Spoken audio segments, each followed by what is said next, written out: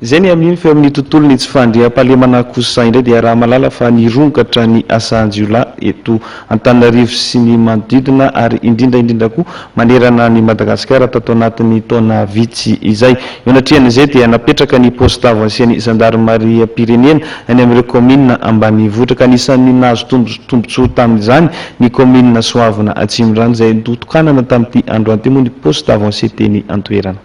Notokanana tamin'ny fomba ofisialy io maraina io ny poste avancé ny gendarmerie pirenena eny amin'ny fokontany Ambondovary Analamipanga ao amin'ny commune Soavina Atsimondrano. Lanonana ara-miaramila makotrokotroka no finotokanana izany izay notarihany jeneraly Florence Rakotomahanina, lehibe ny CRGN Analamanga. Ireo rehetra nifandimina indray ny fitenenana dia samy namafy avokoa ny andraikitra goavana mipetraka amin'ity poste avancé any gendarmerie itony amin'ny tontolo ambanivohitra noho ny firongatry ny Asanjiola.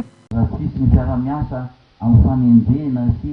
fanendrena ireny olon-drasy ireny dia zava-porona zao rehetra zao koa dia mangataka aminareo zahay azy ataon'ny gendarmerie izay lokoteny eto amin'ity fitenenana ity fa izy dia fiara-miasa tanteraka izay. Taotrano nefa tsy vitany rery koa fantatra nandritra ity lanonana ara-mila ity fa dia mpiara-miombina antoka maro samihafa no finiarana natosa izao fametrahana ny poste avancé eto Soavina izao. Anisan'izany ny fiara-miasa 3P, ny gendarmerie pirenena, ny polisy pirenena, ny commune Soavina Atsimondrano ary ny groupe Bertrand-Andriamaingo sy ny maro hafa. Hery lehibe ho an'ny vahoaka ny Soavina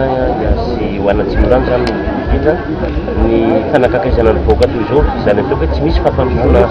misy zany rehefa tsy misy fandriam-pahalemana ary sorana manokana ireo fifanomezan-tanana izay nataon'ireo malala-tanana izay